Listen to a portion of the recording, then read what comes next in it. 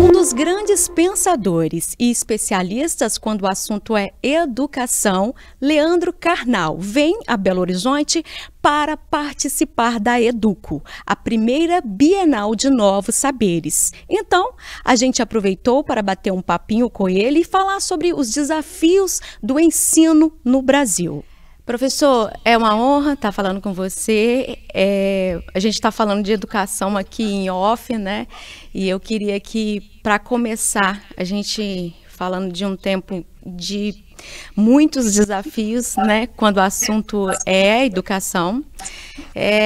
Eu queria primeiro que você contasse um pouquinho como que é para você esse desafio de, vamos dizer, sair de uma sala de aula, de um ambiente acadêmico, e, vamos dizer, ensinar de outras formas, ou em outros palcos, que não seja exatamente uma sala de aula. Como que é essa transição, você ainda sente como essa essência como educador? Bem, muito obrigado pela honra de falar aqui com vocês. Eu me sinto sempre um professor. Comecei a dar aulas regulares aos 19 anos. Faz 41 anos que eu me considero professor e eu considero que ensinar em uma sala de aula, ensinar à distância, ensinar através de textos, é aquilo que me formou, é aquilo que fez parte da minha essência. Eu tenho muita facilidade em me sentir bem em uma escola, em um ambiente de sala de aula, em um ambiente de aprendizado. E cada desafio que eu tive, fui professor de ensino fundamental, fui professor de ensino médio, fui professor de curso pré-vestibular, fui professor em faculdades privadas e professor por quase 25 anos na Unicamp, em escola pública. Em cada lugar destes eu tive uma experiência distinta. Alunos em todos os lados, relações de poder e econômicas variadas em todos os lugares, mas o grande desafio é a comunicação de um saber, a comunicação de algo que deve ser apreendido, avaliado, e mais aquelas questões colaterais que nos ocupam tanto, como disciplina, ordem, hierarquia e assim por diante. Então, eu tenho uma longa tragédia, trajetória, foi um ato falho, eu tenho uma longa trajetória que teve momentos muito bons, alguns muito difíceis, e acho que isto é uma experiência que eu transfiro para a internet, eu transfiro para palestras, eu estou em todo lugar sempre me comunicando e comunicando um saber. E você disse de educação em suas várias formas e em tempos modernos, professor. Eu queria que você falasse, não tem como a gente falar de qualquer assunto hoje e não citar a inteligência artificial.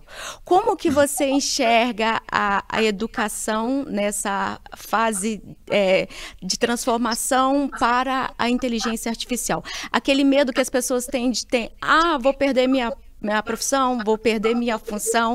Como que você enxerga um educador ou a educação em tempos de inteligência artificial?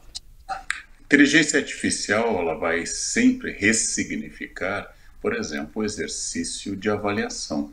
Se eu continuar dando trabalhos ao estilo o romantismo no Brasil, ou funções quadráticas, ou hidrografia da Amazônia, eu vou receber tarefas feitas pela inteligência artificial. Mas isso já ocorria antes com o Google. Os professores que lançam avaliações em casa, baseadas apenas nessa ideia, vão descobrir que estão apenas consumindo um tempo da inteligência artificial. Isto não é ruim, apenas nos obriga a repensar. Se um dia eu tinha que lidar com a cópia da enciclopédia, no momento seguinte eu tinha que lidar com a cópia do Google, agora eu tenho uma coisa mais sofisticada e elaborada que é a inteligência artificial. Nós temos que perder, em primeiro lugar, o medo da tecnologia. Eu vou relembrar às pessoas que na minha geração era proibido utilizar calculadora na sala de aula, porque o uso da calculadora impediria o aluno de saber fazer cálculos e assim por diante. Nós temos que parar de ter essa síndrome de Frankenstein, esse medo que a máquina vai nos dominar, e nós, educadores, temos que incorporar a inteligência artificial, inclusive desafiando os alunos a fazerem em sala, talvez um texto em sala diante do professor sobre um tema, depois pedir que eles consultem um chat GPT e comparem as duas formas para fazer aquilo que só o ser humano ainda consegue, que é o qualificar valor, desenvolver ética, trabalhar com valores comparativos mais subjetivos. Então, parar de perder medo da inteligência artificial. Se meu aluno frequenta o TikTok, por que não desafiá-lo a fazer um vídeo de TikTok sobre o conceito central da sua aula? Por que continuamos querendo que a sala de aula seja de papel, lousa, giz, lá sei eu, aquilo que a gente utiliza e não dialogue com o mundo? E este é um desafio muito grande. Precisamos perder o medo da tecnologia. E falando também de tecnologia, a gente trazendo isso para o mundo atual, né? Hoje quase que impossível você viver desconectado, né? Essa conexão, você como um agente que está nas mídias, em plataformas, que está falando sempre de assuntos tão essenciais e às vezes tão sensíveis, vamos dizer assim, você trata de política, você fala de educação, você fala de religião, você fala sobre sexualidade.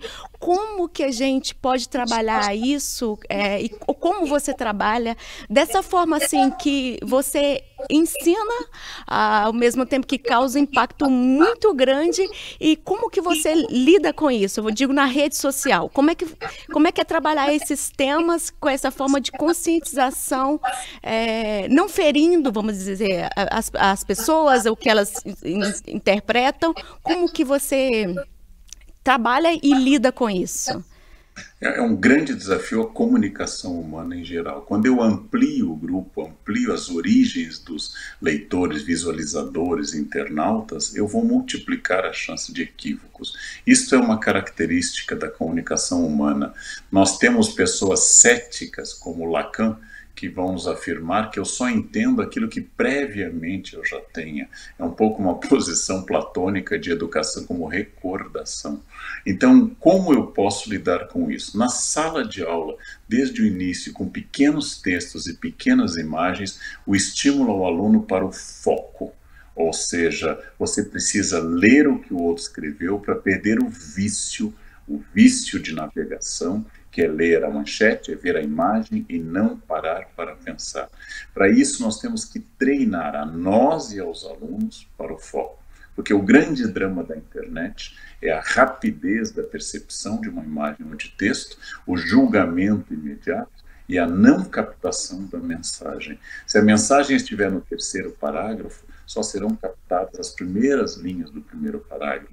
Então, eu vou começar a estimular o aluno a ser diferenciado como leitor, como observador de imagens, diferenciado em relação ao foco que ele tem pela frente. Isso é muito importante, isso é essencial. Eu preciso incorporar essas questões. Vejam, durante a pandemia, nenhum pai foi à escola dizendo: meu filho não domina o conceito de mitocôndria ou não sabe que as proparoxítonas são acentuadas. Todos os pais que foram às escolas reclamar das crianças em casa, reclamaram: eu não aguento mais meus filhos em casa, quando é que a escola vai voltar?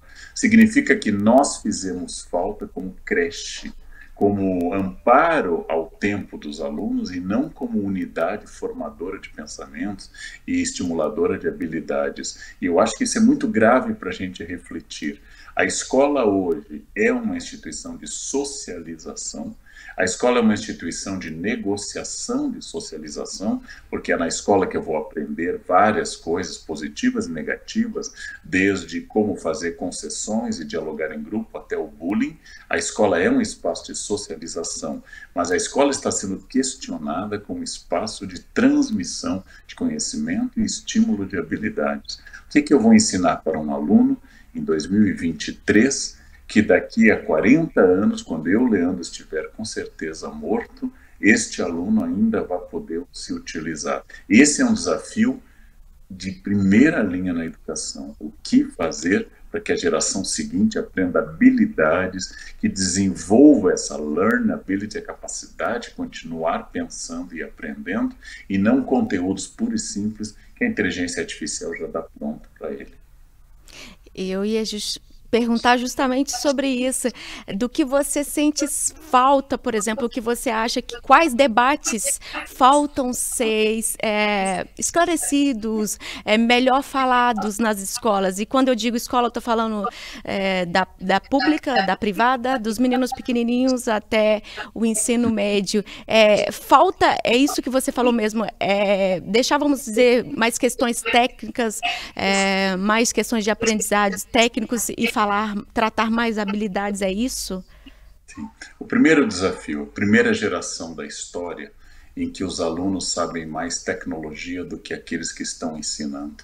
Qualquer aluno meu de 18 anos é melhor com comunicação, celulares, computadores e aplicativos do que eu.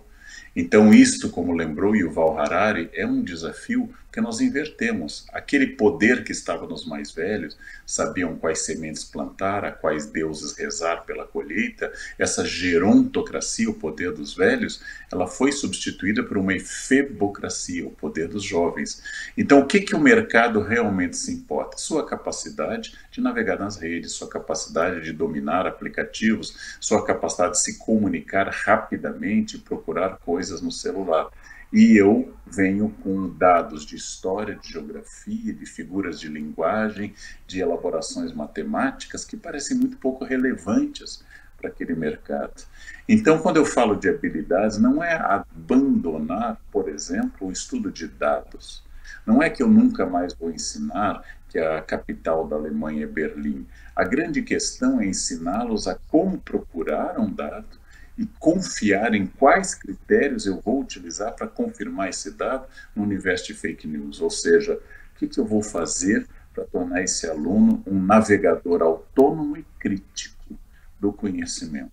Não se trata mais de dizer tudo isso é passado, vamos ignorar, porque se eu ensinar com a conexão mais avançada, no computador mais extraordinário, com os aplicativos lançados ontem, daqui a um ano tudo isso estará defasado. Então não se trata de renovar o maquinário da escola, trata-se de dar aos alunos condições técnicas, filosóficas, pedagógicas, para que eles sejam leitores críticos, produtores de imagens e de textos de forma muito crítica, e sejam pessoas com foco em um mundo que o foco está sendo quase uma característica única, especial e que nem todo mundo mais tem. Então, de fato, não é mais uma grande quantidade de dados, mas critérios para validar esses dados. Não é onde procurar informação, mas como saber que aquela informação é uma fake news ou é simplesmente um dado oferecido para uma fonte confiável. Este é um desafio que nós temos que aprender, porque nós, professores, nós temos dificuldade com isso. Então, os professores precisam aprender e precisam ensinar habilidades para selecionar, validar, aproximar, comparar, analisar e criticar dados que, por exemplo, estejam disponíveis na internet. Maravilha. Professor, você acha que algum dia, ou pelo menos a gente espera, né, que seja assim, mas na sua concepção, você acha que vai chegar um tempo em que a gente vai entender realmente a importância da educação, a importância em investir em educação? Você acha que algum tempo os nossos governantes ou nós mesmos vamos entender a importância de ter a educação como centro, como essência? Vai chegar esse dia? Você espera que a gente vai ter muitos investimentos, a gente vai ter mais diálogo, mais ações voltadas para destacar a importância da educação? Existe uma sedução muito grande quando eu estou dando entrevistas que as pessoas me pedem uma profecia, ou seja, o que eu acho que vai acontecer no futuro. Com alguma sorte, eu, historiador profissional, sei algumas coisas muito limitadas do que houve no passado. Então, se você usa o verbo como você usou, você espera, eu espero profundamente que isso aconteça. O segredo da estabilidade social da Finlândia, o segredo do progresso de países escandinavos, o segredo do desenvolvimento de Singapura está no investimento estrutural da nação como um elemento educativo. Em 1960, os indicativos sociais e econômicos da Coreia do Sul e do Brasil estavam muito próximos em número de analfabetos, em saneamento básico e assim por diante. Nos próximos anos, a Coreia, a partir de 1960, investiu pesadamente em educação e hoje a Coreia é um país do primeiro mundo e nós ainda patinamos no mundo em desenvolvimento. Então, os dados são claros, não existe desenvolvimento sem educação. Agora, se você perguntar a tendência a partir de hoje, para um aluno de 16 anos, se ele olha quem faz sucesso, quem ganha muito dinheiro, quem tem visibilidade nas redes, quem tem muitos seguidores, praticamente nenhuma dessas pessoas é notável pela sua educação, mas são notáveis pela sua habilidade de comunicação, pelo seu corpo extraordinário, pela sua habilidade ou humor ou criatividade, mas nenhum desses parece ter passado sequer por educação formal. Pelo contrário, nós nunca tivemos uma era em que o grosso do sucesso esteja tão desligado da ideia de formação acadêmica.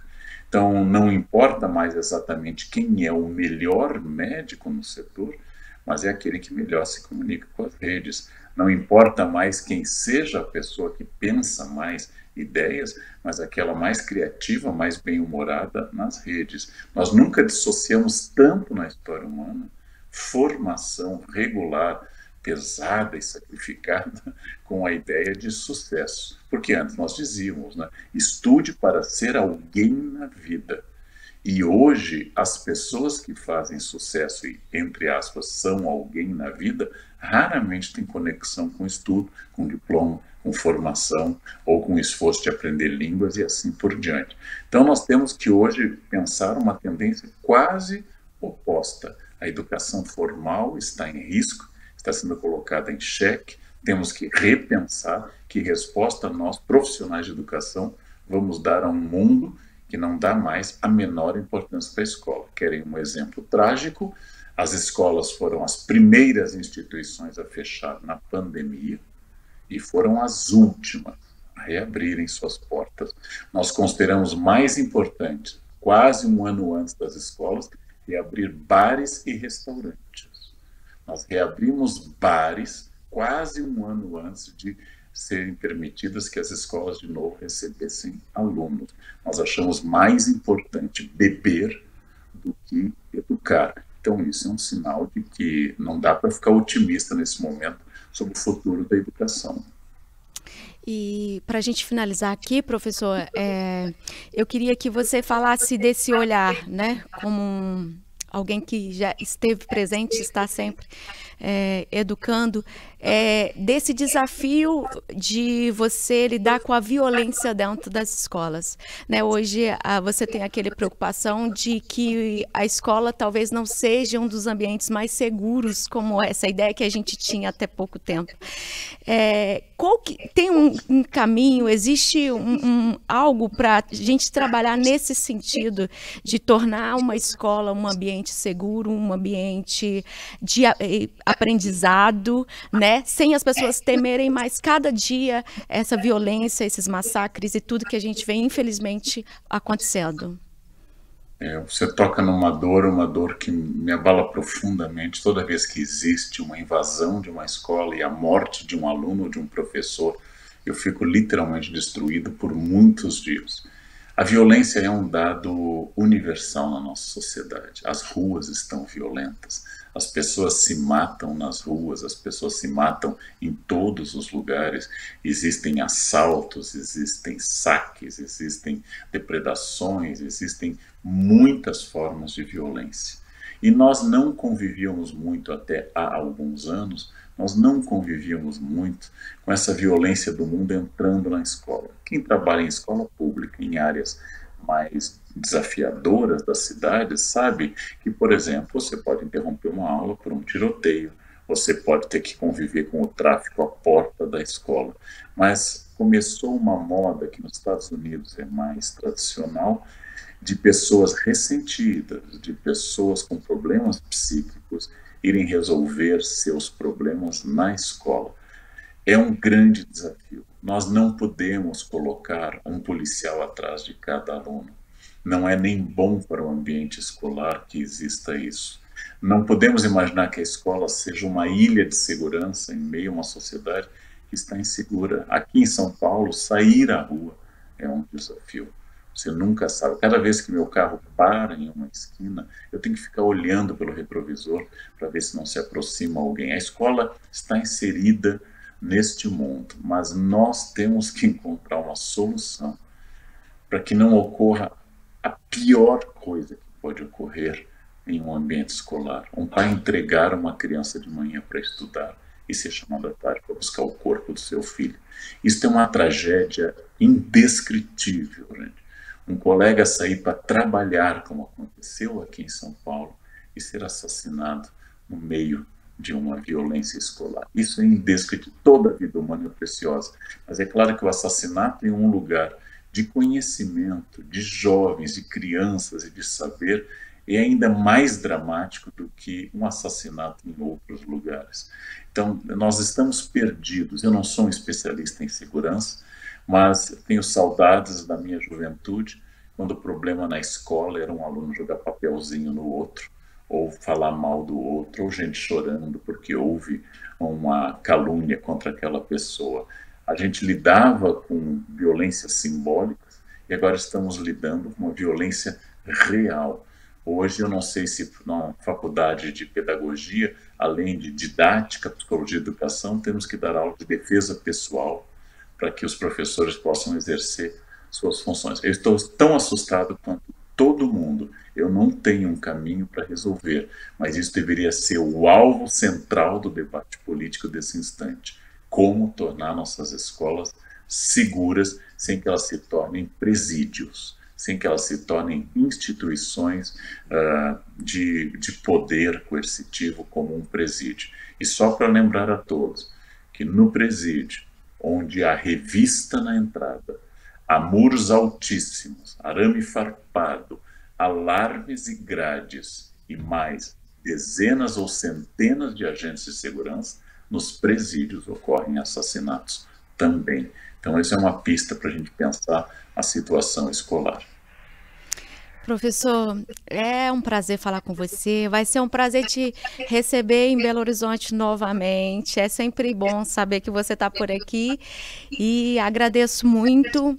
E vamos continuar te acompanhando nessa carreira aí e que a gente possa voltar e falar em outra oportunidade em que a gente consiga ver avanços muito, muito significativos na educação.